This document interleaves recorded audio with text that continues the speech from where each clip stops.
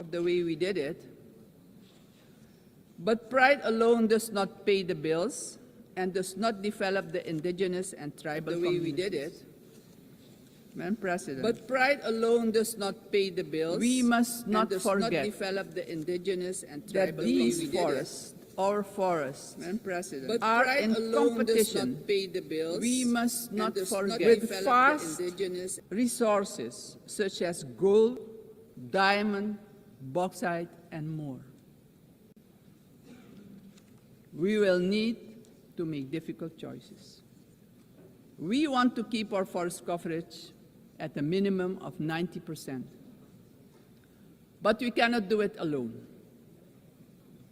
The time has come for the world's largest emitters to share this responsibility, not only with words, but with action, justice, and finance. Suriname strongly calls for global action, predictable climate finance for high forested, low deforestation countries, fair recognition of real carbon removals, and direct support for the communities who live in and protect these forests.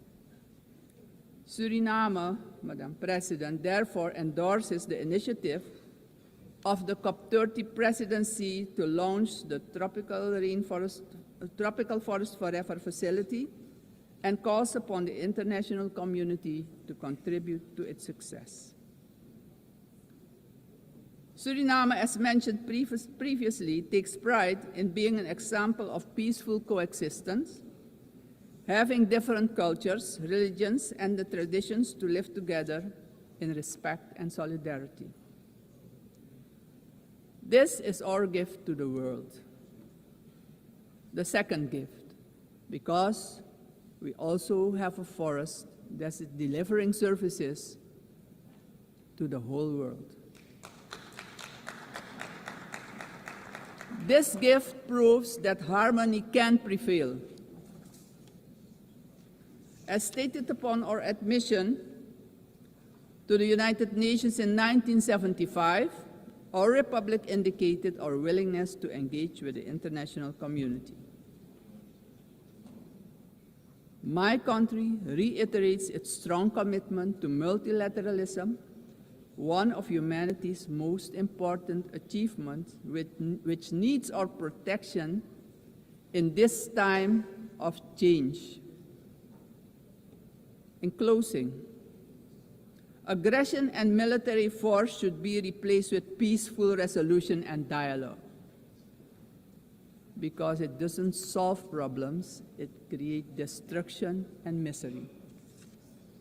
As a matter of urgency, I call on every member state to keep the peace, protect the planet and all human rights. Suriname has shown the world that living sustainably together is possible. We are really better together. Thank you, Grand Tanye, and may God be with you.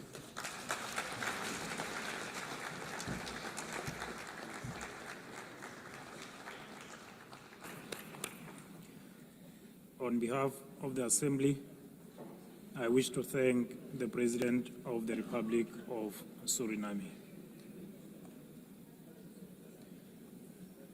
The Assembly will hear an address by His Excellency Katinas Nauseta, President of the Republic of Lithuania. I request protocol to escort His Excellency and invite him to address the Assembly.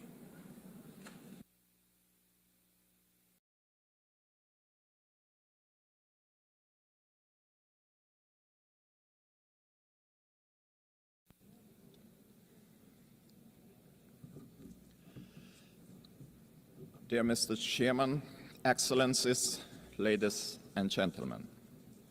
80 years ago, humanity, emerging from the Second World War, embarked on a long road towards peace. Building on the solid foundation of the rules-based international order, our forefathers created the United Nations and its institutional system. This system was never perfect. Many nations, Lithuania included, had to struggle for decades, seeking freedom, independence, and sovereignty. Many people suffered war, famine, and premature death. And yet, it was the best international order that we have ever. The United Nations system embodied the great hope that nourishes the human soul and guides our actions for the universal good. Together we succeeded in condemning war and conquest, at least in theory, if not always in practice. To this day, even the worst aggressors feel ashamed to openly conquer, destroy, and enslave. Instead, they talk about special military operations and the need to protect those who frankly do not want to be protected. This shame is a significant achievement of our time. To the extent that current international norms limit the behavior of offenders, they help countless people to survive, escape torture, or even prosper. Thus, it is an ever-growing concern to witness these same norms being subjected to increasingly open and brutal attacks. Our international order is being slowly eroded by the irresponsible actions of those who should know better. The world is turning into a much more dangerous place. We have seen this before.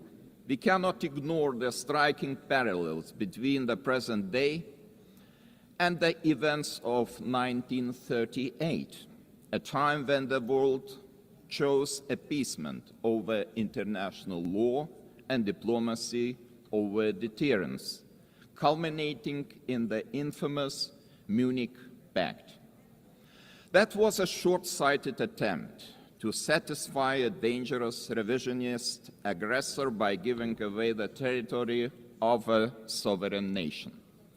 It proved to be a complete failure. The Munich Pact not only emboldened the Nazi regime, but also opened the door for Soviet expansion. Soon after, the secret protocols of the Molotov-Ribbentrop Pact carved Europe into spheres of influence and sealed the fate of many independent states. As Europe descended into another great war, Lithuania and the other Baltic states were illegally occupied, annexed, and brutalized. After regaining the independence 35 years ago, Lithuania feels a duty to guard the bitter memory of past mistakes. Never again will we place our hopes in appeasement. Never again will we stand aside. Never again shall Pandora's box be opened. In 1938, it was Czechoslovakia that was abandoned. Today, we cannot abandon Ukraine alone. The war in Ukraine is well into its 4th year. The international community has not done enough to stop aggressor. This is a quest that goes far beyond the usual lines that keep different nations apart. What matters is not the distinction between large and small, or between global North and global South nations, but the basic principles of the UN Charter, which guarantee peace and security across the globe. If one UN member is attacked with impunity year after year by a permanent member of the Security Council, what does that mean for the rest of us? When power replaces law and fear silences the truth, the foundations of the global order begin to crack. And then nobody can feel safe anymore. Ladies and gentlemen, the effects of Russia's war against Ukraine are being felt across the world. This war has sparked crises in energy, migration, and food security, while also deepening global poverty, hunger, environmental damage, and climate change. It all began with the illegal occupation of Crimea in 2014 and escalated into a full-scale invasion marked by systematic war crimes. The targeted destruction of civilian infrastructure, indiscriminate missile attacks, and the forced deportation of thousands of Ukrainian children are not isolated abuses. These are calculated efforts to erase Ukraine's identity and undermine its sovereignty and territorial integrity, all in open defiance of the United Nations Charter. Let me be clear, Lithuania will never recognize Russia's illegal occupation and annexation of Ukrainian lands. Ukraine's borders are not up for negotiation. Attempts to redraw them by force are unacceptable. The United Nations Charter is not a menu to pick from. It is a binding foundation of international order. Ukraine is also not the only target. Russia continues to occupy two Georgian regions, destabilizes Moldova, and uses proxies and mercenaries to spread instability across the Sahel, the Middle East, and beyond. These are not isolated episodes. They are part of a calculated policy to undermine international norms and export chaos for strategic gain. Russia is not acting alone. The countries enabling Russia's war against Ukraine also violate international law. They prolong the war and deepen unnecessary suffering.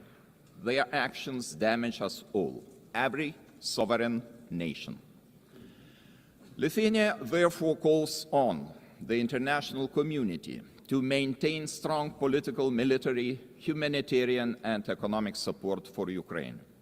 Having already provided more than 1 billion euros in assistance, half of which for reconstruction and long-term recovery, we are setting an example to follow. It is equally vital that the international community stop buying Russia's energy resources.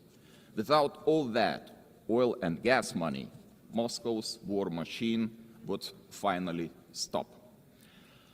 If history is any indicator, Russia will never stop using energy for its geopolitical goals.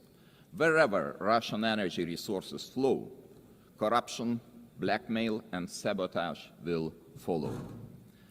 Let me remind you, this is a country that understands only the language of force. Ukraine's ability to deter aggression will be the decisive factor in the future. Moreover, peace will never be sustainable without justice. Russia's numerous war crimes, from mass killings and attacks on hospitals to the abduction, deportation, and indoctrination of children, demand accountability. My country strongly supports the Special Tribunal for the Crime of Aggression under the auspices of the Council of Europe. We call on all states to endorse this initiative. Accountability must have real consequences, legal, political, and financial. As a co-founder of Register of Damage for Ukraine, Lithuania calls on all eligible states to join this vital effort. Russia's frozen assets must eventually be used to help Ukraine defend itself and rebuild. I also cannot stress strongly enough that the return of all deported Ukrainian children and illegally detained civilians must be a global priority. We urge all states and institutions to strengthen international efforts and to ensure their safe homecoming. Ladies and gentlemen, as crucial as Russia's war of aggression against Ukraine is, it is only part of the broader global upheaval. Lithuania watches the current situation in the Middle East with deep concern. We join the international community in calling for the full and immediate implementation of the ceasefire in the Gaza Strip. To prevent starvation, humanitarian aid must be allowed to reach those in need without obstruction. At the same time, the unconditional release of all remaining Israeli hostages remains a crucial step towards ending hostilities. Lithuania is firmly committed to a just and lasting peace in the Middle East. We condemn all the actions that undermine this goal. The ongoing mediation efforts led by the United States, Qatar, and Egypt deserve our full support. There is no alternative but to revitalize a credible political process towards a two-state solution, ensuring that the State of Israel and an independent, democratic, contiguous, sovereign and viable State of Palestine can live side by side in peace, security and mutual recognition, with Jerusalem as the future capital of both states. Sadly, many states remain trapped in cycles of conflict, crisis and long-term fragility.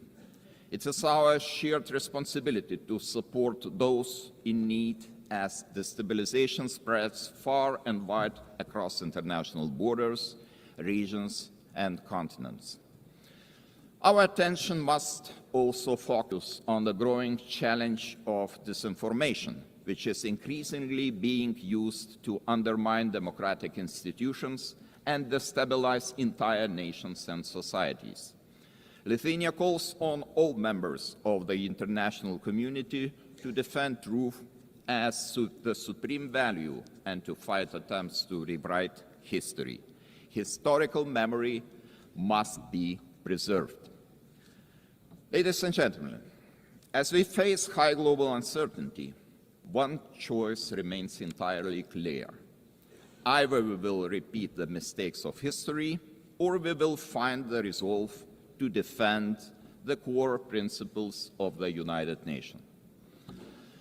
Today, Lithuania chooses to act. We call on the international community to respond to today's challenges with unity and determination. We call on the United Nations to return to its founding purpose, to prevent the scourge of war, to protect human dignity, and to uphold the rights of nations large and small. Together, we must ensure that no permanent seat on the Security Council grants any state permanent impunity. We must support those who defend the very principles of the UN Charter.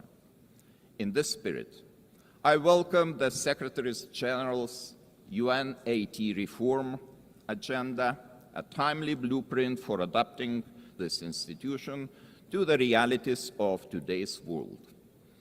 His call for a more inclusive, effective, and accountable United Nations deserves our broad support.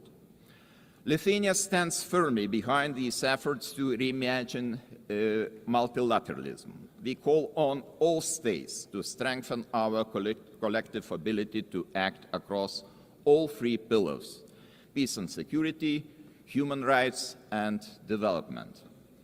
Our message must be simple and straightforward. Aggression cannot win, and the principles of the UN Charter must prevail. Let us rise to the demands of this moment. Thank you very much.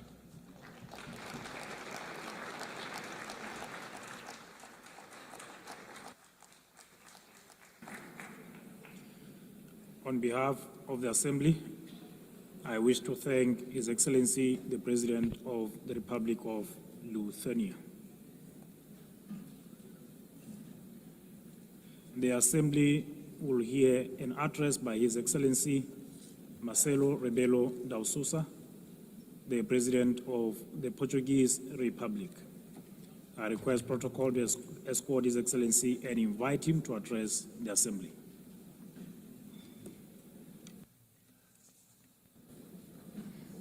Mr. Chairman, Excellencies, Symbolic moment, this one, for United Nations. The celebration of 80 years, and for us, Portuguese, 70 years of membership. It's a time of judgment, of compromise, of renewal, multilateral ambition. Portugal is today what always aspired to be, an open country to the world, listening, dialoguing, building bridges, deeply multilateralist and guided by the Charter of the United Nations.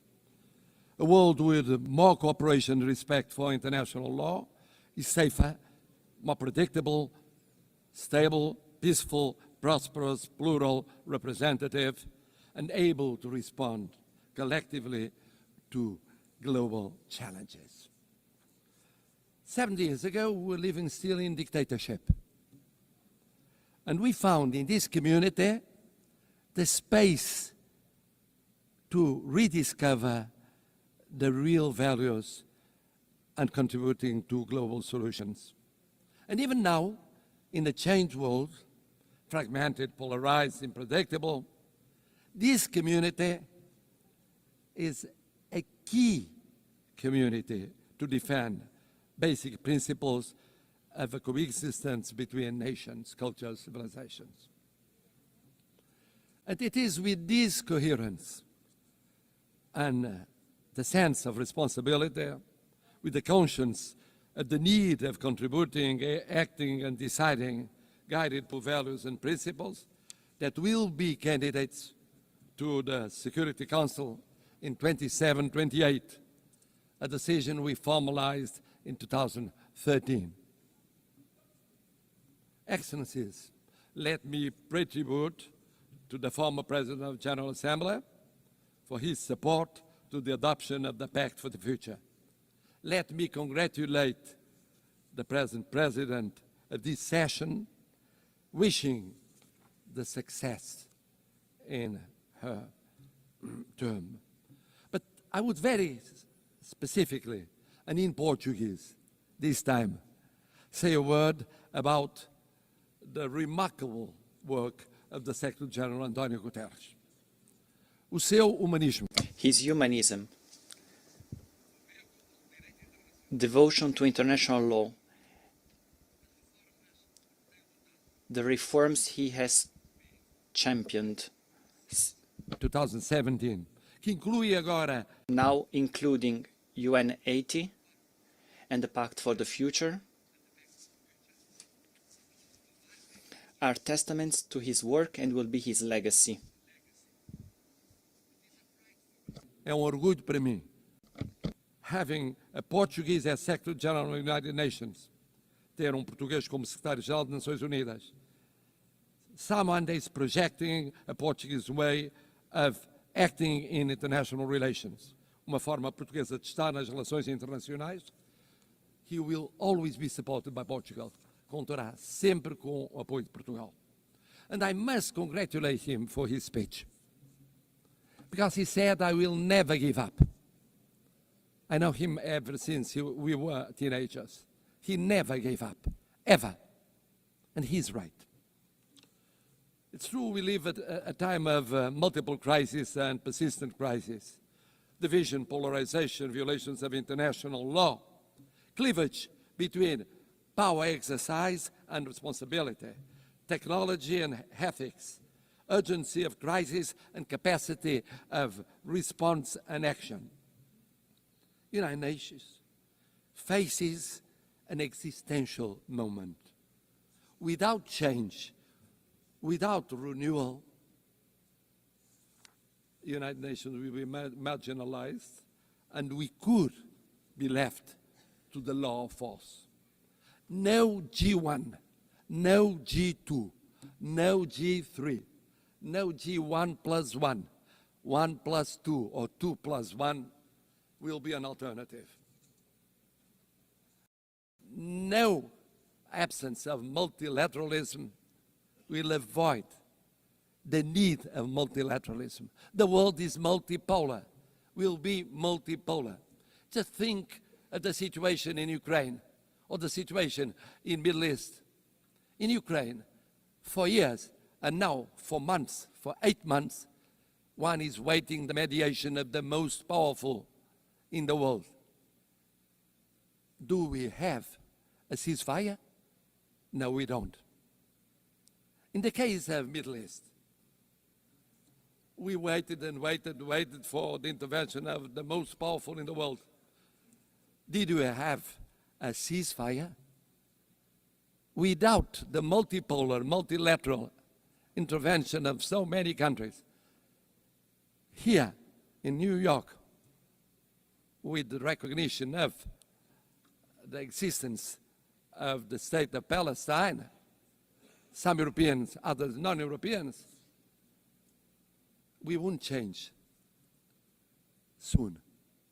This means we need United Nations, we need multilateralism, we need dialogue between countries from every continent. And the same for international law. We need international law. We need international law for the reform of United Nations. We need international law as a foundation of peace and justice. A world governed by rules is a safer and more predictable and equitable world. We need a Charter of United Nations as a common compass. Of course, we must adjust United Nations, but we must never forget the lesson of the League of Nations. When one forgets the principles, when one abandons the principles on account of pure realpolitik, I mean the power or the powers of the moment, one forgets that no power is eternal. No personality is eternal. Empires went up and went down. We know by experience it.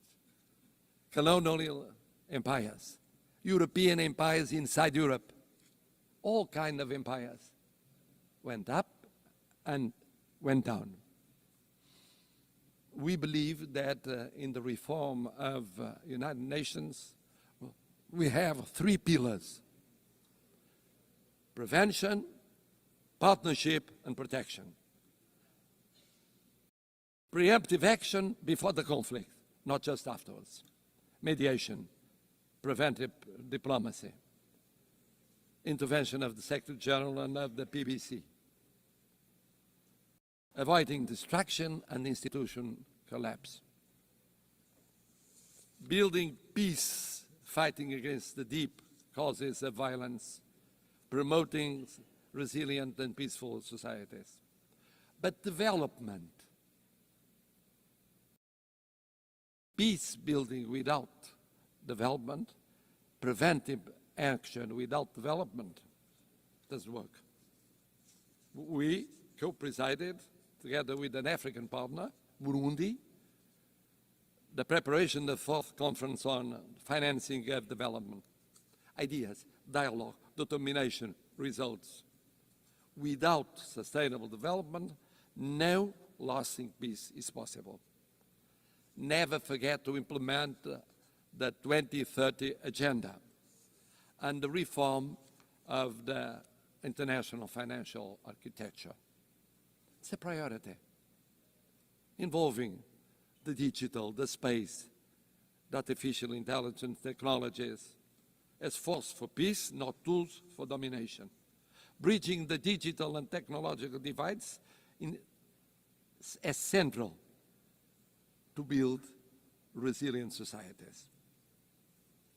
C'est aussi très fier que And with great pride, we share in the priority of prioritizing oceans, addressing climate change. We can talk about combating climate change, but we must first and foremost admit that there is this change. That's why we prepared for UNOC 2 in Lisbon, and we were at UNOC in Nice.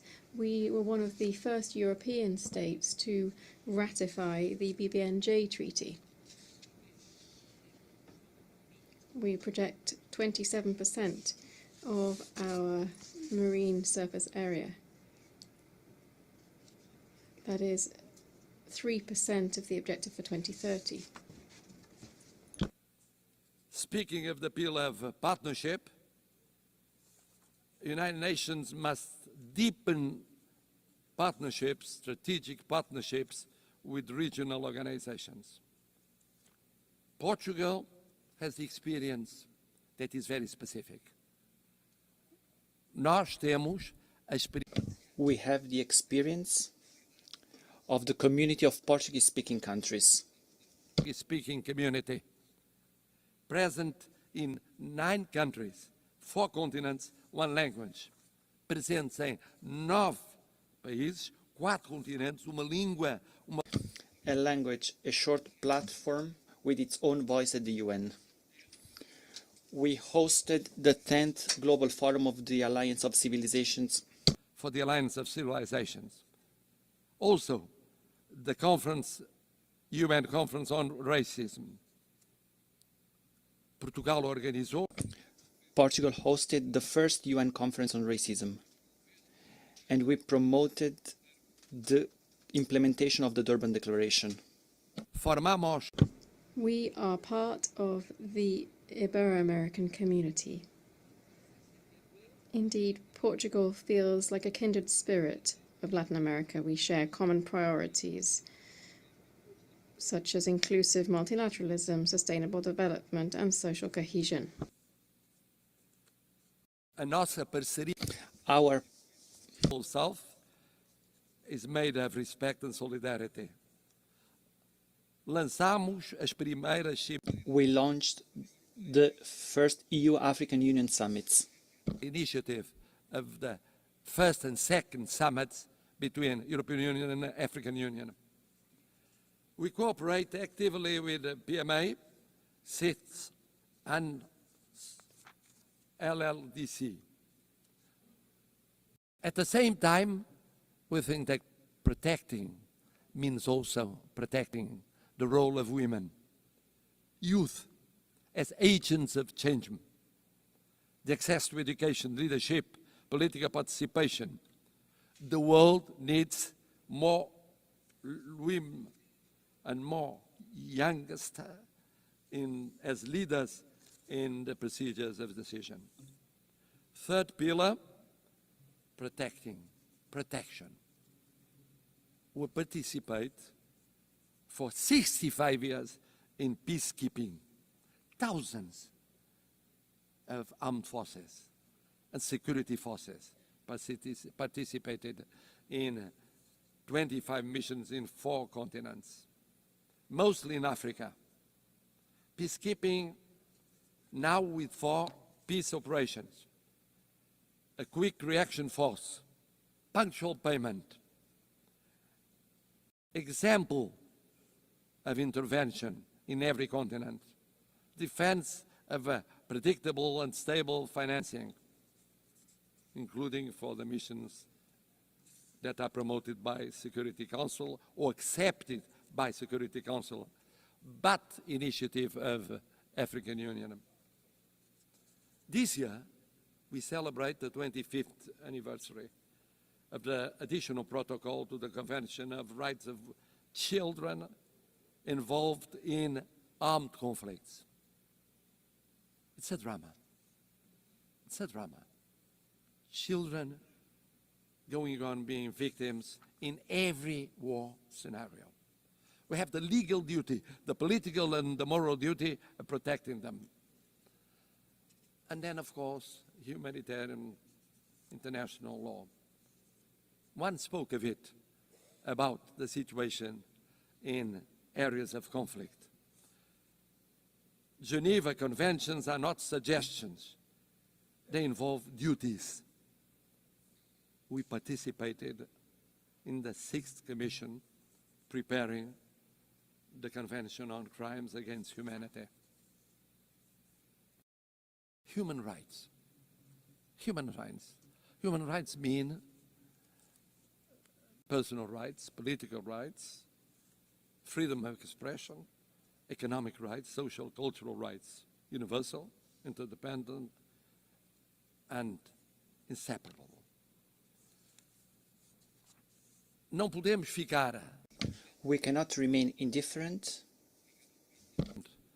concerning major crises. We just declared our decision of recognizing the state of Palestine.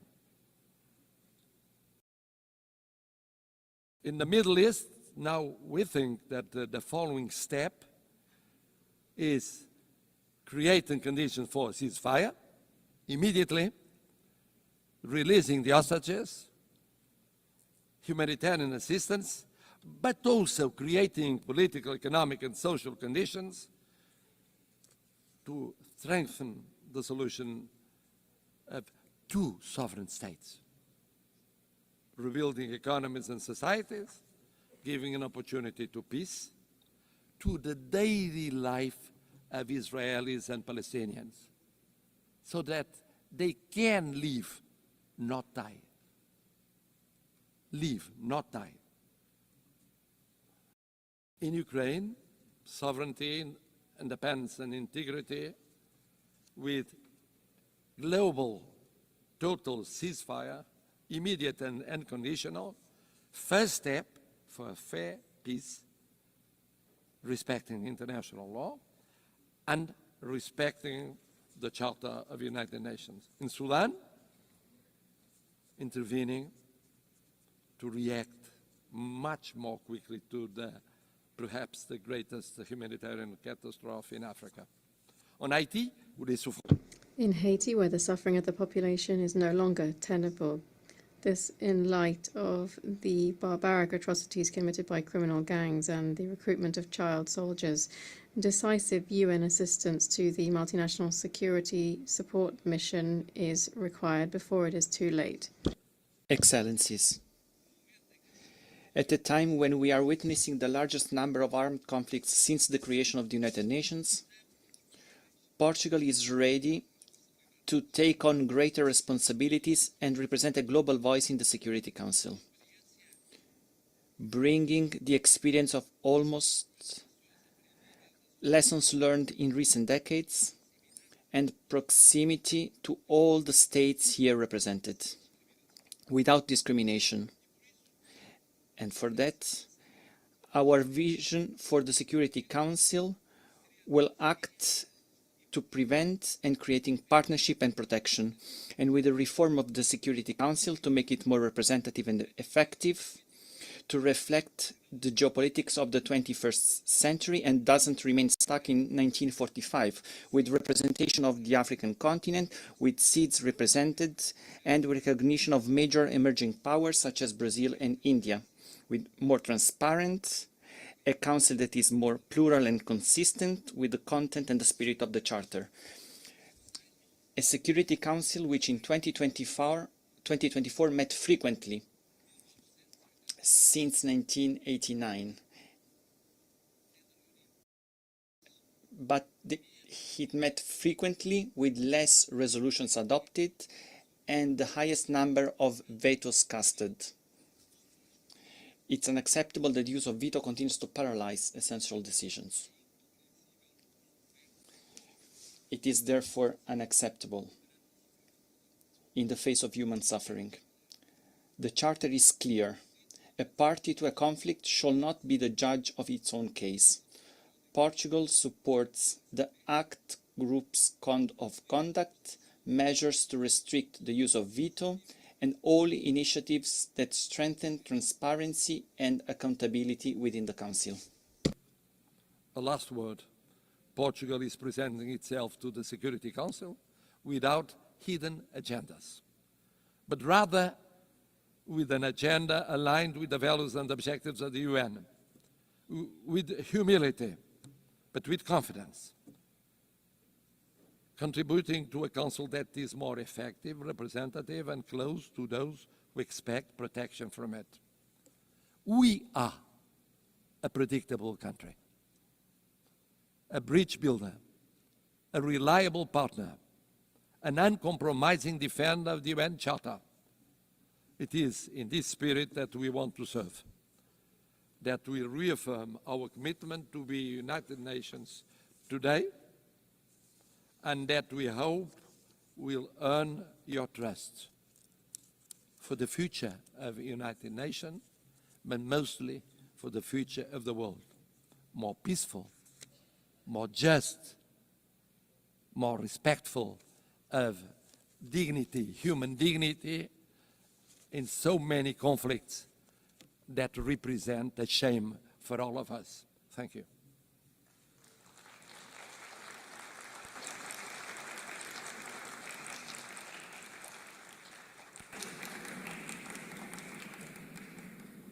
On behalf of the Assembly, I wish to thank His Excellency, the President of the Portuguese Republic.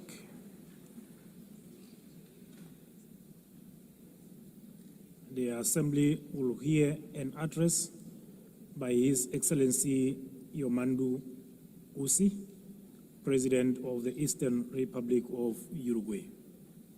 I request protocol to escort His Excellency and invite him to address the Assembly.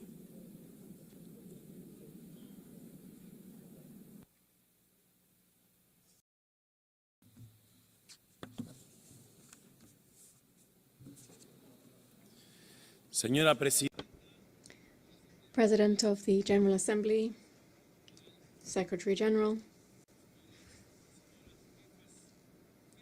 heads of state and government, representatives of international organizations, official delegations, ladies and gentlemen. I come from a republic that lies to the east of the Uruguay River, one which on maps, in history and in culture occupies a small corner of the southernmost tip of the world. This is a country of grasslands overlooking the ocean, which stands out for the tranquility and hospitality of its people. I come from a country where it is now common practice for a president to visit neighboring countries accompanied by his predecessors from other political parties. This is a country where the handover between governing parties does not trigger an institutional crisis. On the contrary, this handover represents business as usual. I come from a country whose president can walk among the people without security, can enjoy a football match standing in the stands like any other supporter. I come from a country whose political parties, almost all of them, more than half a century old, are always willing to agree on national solutions to national emergencies. Uruguayan solutions, as we call them. In saying this, I'm trying to express how Uruguay lives its profound vocation for peace and respect every day. I live in a country, of course, that does not stand on the threshold of paradise, since we are also facing fresh challenges in child poverty, public security, and social inequality, and on these issues also there is, generally speaking, national consensus. Our historically robust institutions and political system have allowed Uruguay to continue to stand out in the region for its high level of human development and its income distribution policies. It has allowed us to be a country with stable rules, where contracts are honoured, where international commitments are respected, and where macroeconomic stability is a state policy. But this impressive record can also be seen beyond our borders, because Uruguay is recognized worldwide for its commitment to peace, its tireless pursuit of the peaceful resolution of conflicts, its unfettered respect for international law as the greatest guarantee of the sovereignty of peoples, and for being a fraternal and hospitable land for migrants from all latitudes. from that small country which breeds tolerance, dialogue and agreement as the historical key to coexistence, and which lies on a continent free of conflict and interstate wars, we come to this assembly to join efforts to contribute to stability and peace in an increasingly tumultuous and challenging world. The growing geopolitical tension and increase in conflicts, together with the underfunding of efforts for a peaceful and rules-based global order, are posing enormous challenges on a planetary scale. A few facts suffice to illustrate this. According to the 2025 Global Peace Index, in 2023 there were 59 interstate conflicts. This is the highest number since the end of the Second World War. In 2024, global military expenditure rose by almost 10% in real terms when compared to 2023. This represents the largest annual increase since the end of the Cold War. We're talking about military expenditure of $2.7 trillion. We're not only talking about increased conflict between nations, nor of rapidly growing military expenditure to sustain this, but we're also talking about new forms of cruelty and death that wars now bear. We are well aware that since the very birth of civilization, the absence of violence or war has perhaps been nothing more than a pipe dream. But in our time, technological progress has unleashed other, much more perverse means of waging war, such as the use of military practices aimed at sowing fear, terror, and death among the civilian population. Let it be very clear. We condemn all forms of terrorism, since it constitutes, among other things, a despicable act of cowardice. There is another perspective, a current perspective, one that leads us to believe that the main objective of current wars seems to be the systematic practice of extermination. The end has never justified the means. We must banish that old precept that war is the continuation of politics by other means. All war is criminal, irrespective of where it occurs, irrespective of the God invoked to justify it, and it will always deserve our most visceral condemnation. It is true that every nation has the right to its own territory and government. It's true that they have the right to establish a level of self-determination that allows a nation to coexist with other peoples.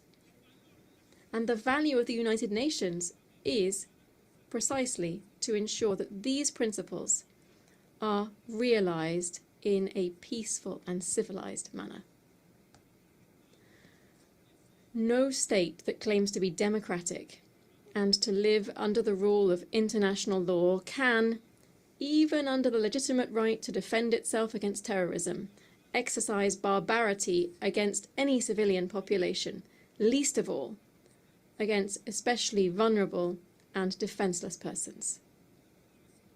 Since 1948, Uruguay has maintained a consistent and steadfast position in line with the principles of self-determination and peaceful coexistence. Our historic stances on the main global conflicts, especially that currently underway in the Middle East, are well known. In this regard, Uruguay has always maintained the position of two states, two peoples.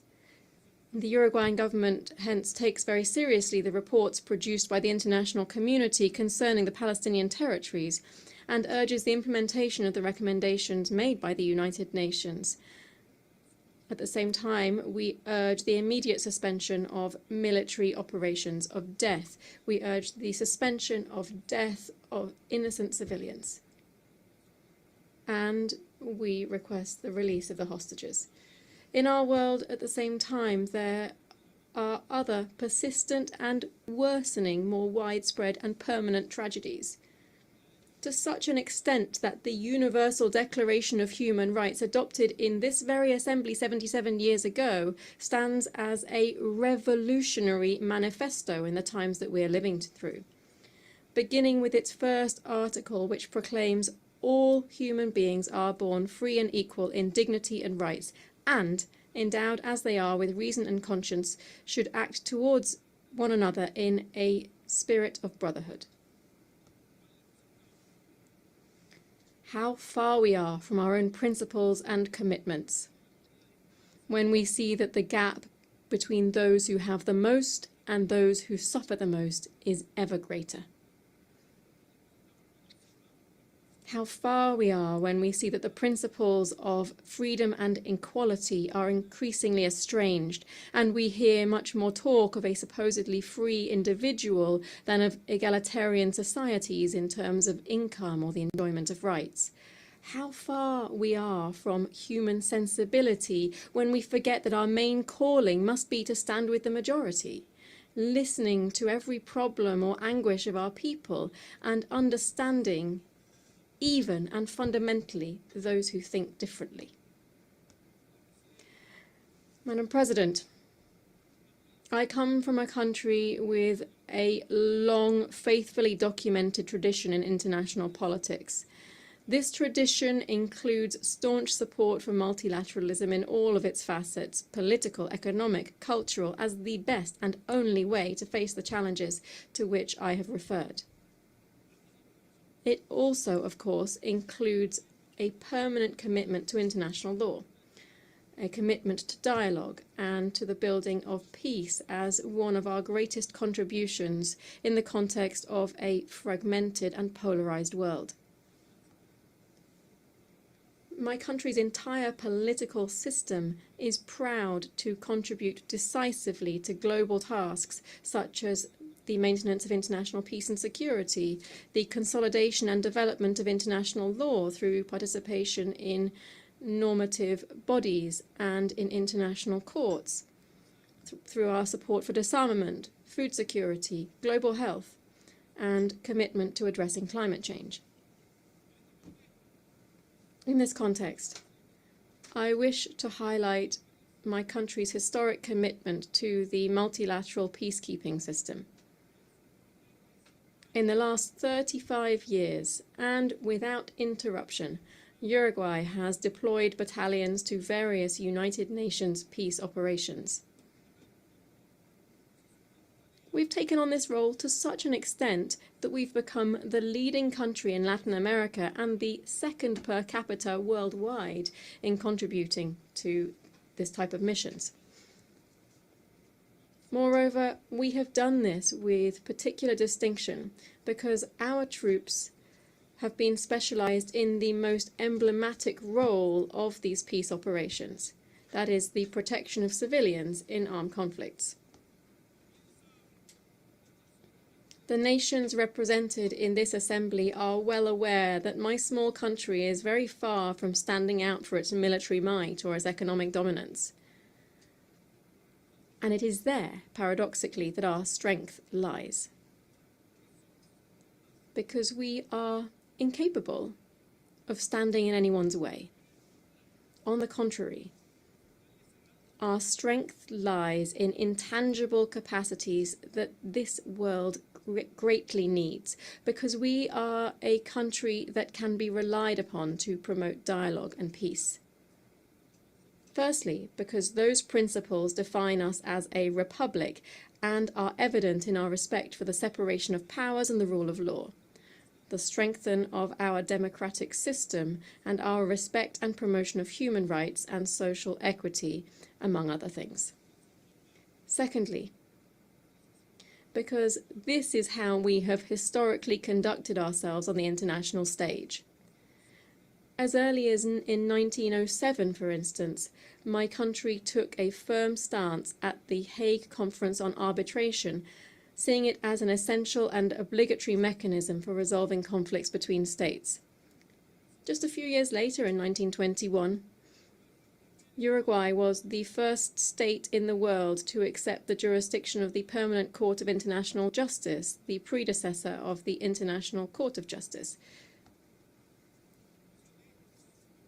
On the basis of these and other historical precedents, I hereby reaffirm that Uruguay is in an excellent position to be able to offer itself to the world as a host for negotiations, as a promoter of networks of dialogue and mediation, leading to the construction of peace and the prevention of conflicts.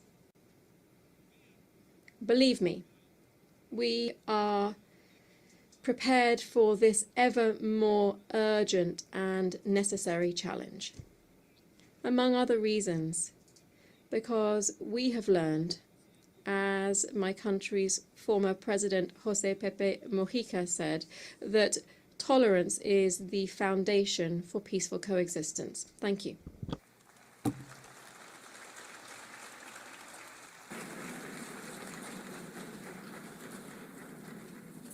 On behalf of the Assembly, I wish to thank the President of the Eastern Republic of Uruguay.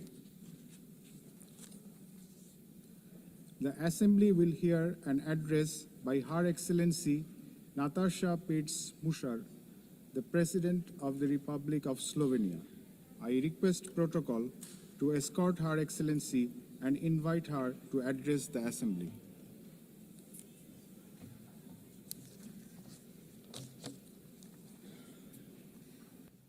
Madam President, please accept my warmest congratulations on your election at this historic 80th anniversary of the United Nations. Your election underscores the vital importance of including women in the decision-making process. Ladies and gentlemen, Excellencies, in 1945, the end of the Second World War was greeted with celebrations, and hopes were placed in a new era of peace and cooperation, embodied by the creation of the United Nations. However, those hopes were soon overshadowed by the onset of the Cold War. When it ended in 1991, we once again dared to believe that this would pave the way to the vision of lasting peace, security and cooperation as enshrined in the UN Charter. Sadly, that vision has not materialized. In fact, the situation has worsened, and here is why. Firstly, the Security Council, envisioned as the very pillar of collective security, is failing to meet the expectations of the world, if it ever has. The Permanent Five were supposed to be role models for the rest of the world working for peace. Some work in their own interests instead. Secondly, the promise of the Sustainable Development Goals is faltering. Progress is lagging, and with cuts in development assistance, millions of the world's poorest are pushed further away from the access to even the most basic services. Thirdly, international law appears to stand at the precipice of irrelevance. The independence of elected international judges, the integrity of human rights institutions, personal security of human rights defenders, and the authority of this organization are under siege. Fourthly, the Genocide Convention risks becoming a relic of the past. Some states have put the International Criminal Court to its greatest challenge ever. Its prosecutors, whose only duty is the pursuit of justice, and its judges, whose responsibility is to uphold the law, our international law, now face sanctions and intimidation. As if the states that sanction them would prefer to shield the alleged perpetrators of atrocities rather than confront the truth and help deliver justice. Fifthly, The landmark opinion of the International Court of Justice affirming that international law obliges states to prevent harming the climate already feels obsolete.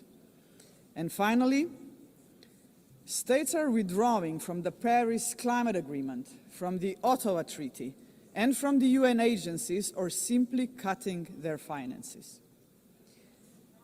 Each such act chips away at the support for multilateralism, a system designed not for the powerful few, but for the benefit of all of us. Madam President, how are we to explain these trends to our electorates, to our people, and above all, to our children? Shall we tell them that this is the new normal, that might makes right, that the strong may seize what they want because they can, that they can kill with impunity because they can, that they may pollute, wage wars, and trample on international law just because they can? Are we prepared to look our children in the eyes and say, "This is the world you will inherit and there is nothing we can do about it"? With the adoption of the Pact for the Future last year, we have charted a path toward a stronger, more forward-looking United Nations. But we must now create the conditions to fulfill our commitments. One way forward is to establish a permanent advocacy network to give the Pact unconditional, sustained political support. To this end, I propose the creation of a global forum for the future, an inclusive movement of states committed to multilateralism, mutual respect, and the defense of our shared vision. A movement determined to stand up for the Pact and drive its implementation at every level. As states consider how to implement the Pact for the Future, some solutions may be seen as inconvenient today, but in the long run, ladies and gentlemen, they are not optional. They are systemically necessary. The first example is the reform of the Security Council. We all recognize that it is the principal organ entrusted with the maintenance of international peace and security.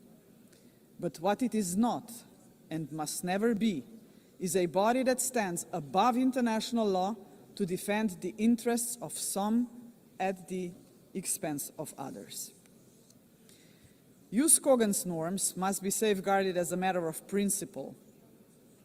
If the prohibitions against genocide and crimes against humanity are accepted as jus cogens norms, can any permanent member claim a legitimate veto right in such circumstances? Member states have attempted to address this question through many reform proposals, but with minimal progress. This is why we must dare to go further now. We, the General Assembly, must take a bold step and request an advisory opinion from the International Court of Justice on this very question. Second, we must confront the gap between our words and actions on gender equity. Progress has been made, but far too modestly. Over the past 80 years, 13% of leaders in multilateral organizations have been women, and no woman has ever served as Secretary General of the United Nations. And this, ladies and gentlemen, must change. So, Excellencies, ladies and gentlemen, let us make history. Today, the 80th session of the General Assembly is led by only the 5th woman to hold the presidency. By the end of this session, she would be joined by a Madam Secretary General-elect, a living proof to 4 billion women that even the most impossible job is not beyond their reach. But gender representation is not enough. What we must achieve is actual gender equity because it benefits not only women and girls, but entire societies. True equity requires systemic change, and so women's empowerment must remain at the heart of our global agenda. International organizations must weave a gender perspective into every strand of policy making. And that should be a result of effective participation of women and girls themselves. Electing a Madam Secretary General would be historic, but it must only be the beginning of a much deeper transformation.